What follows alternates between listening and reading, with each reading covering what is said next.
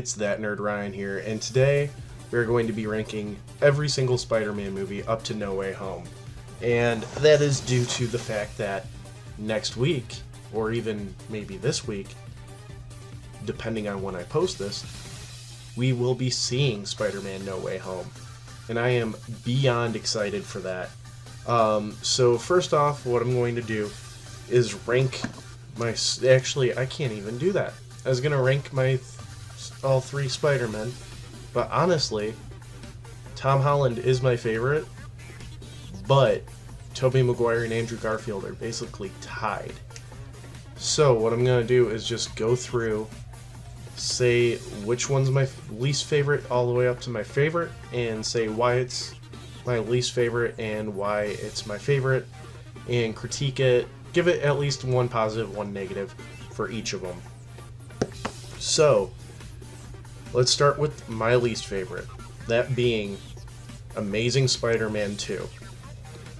Now, I know a lot of people think that Spider-Man 3 is worse than Amazing Spider-Man 2, but there's a lot of appreciation that I have for Spider-Man 3 growing up. Amazing Spider-Man 2, when it first came out, I actually loved it to death. But after rewatching it and everything, there's so much going on in this movie where it's barely coherent. And it's suffered the same issue that Fantastic Beasts Rise of Grindelwald did, where it's trying to set up a million gajillion things and not focusing on the story itself. How you should do that is how the MCU has been doing it, where you just drop little hints there and there that are just kind of like throwaway lines or something, then you build it up from there. You don't spend a whole half hour explaining about somebody's father that in every other story it doesn't really matter. We literally take a 15 to 20 minute break with him just finding out information about his father that, unless they want the original ending route, would makes literally no sense to the movie. I do think one of the best scenes in the movie is honestly the ending, where he's fighting Rhino. That was pretty good, and I'm also happy that they had the guts to kill off Gwen Stacy, and actually keep it accurate. It was I think when I was in theaters, I was actually debating if, like, it was going to actually happen or not. But, yeah, that is Amazing Spider-Man 2. I honestly give it a 5 out of 10. Second least favorite, here we go, is Spider-Man 3. Even though I do have an appreciation for this movie, there's still, again, a lot going on, and that is, again, Sony's fault. With having three villains that barely intertwine, and then trying to force them to intertwine. This movie should have just been about Peter and Harry, and then Sandman thrown in too, as a minor threat, really, compared to the whole Peter-Harry story, and that way everything could be resolved. And if they made a fourth one, then they could move on to different stories, maybe make a whole nother trilogy. But this one was trying to make 3 movies in one, I felt like. I give it a 6 out of 10. Next up is the original Spider-Man movie. Now, this movie was it's like the second movie I remember seeing in theaters. And I remember being blown away by it and being scared by the Green Goblin. Green Goblin, best villain that we've seen in a long time. And can't wait to see him in No Way Home again.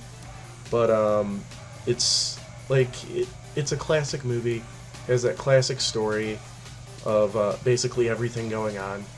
Everything that goes on in the movie is just iconic, especially the memes. The critique. This is where it's going to be hard to critique it, because from now on I do enjoy every single one of these movies.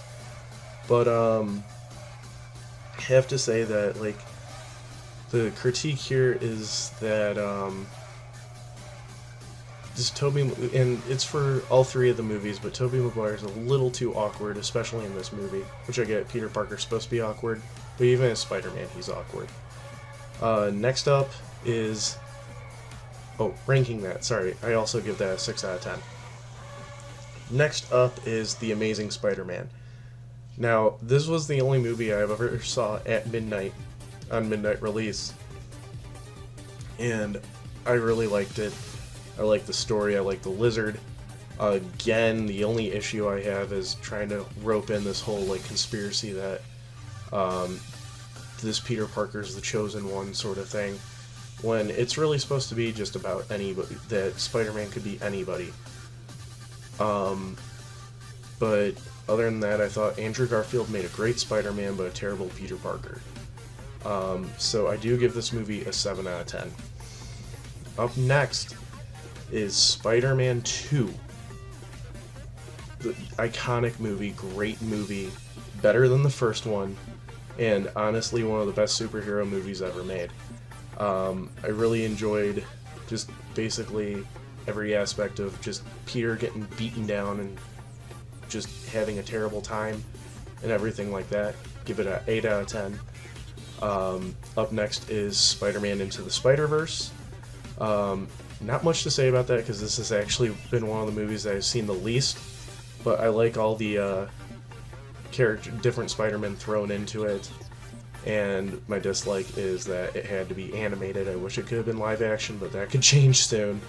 And then up next would be Spider-Man Far From Home. Far From Home, I liked it. I liked the villain. I liked the whole conspiracy of Mysterio and everything like that. The only dislike I really had about it is that it just felt like it was trying to be Iron Man 2. And then my favorite Spider-Man movie of all time with process of elimination is Homecoming.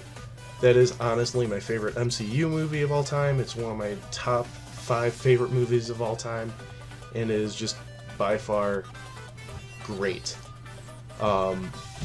And I really have no complaint about it. 10 out of 10.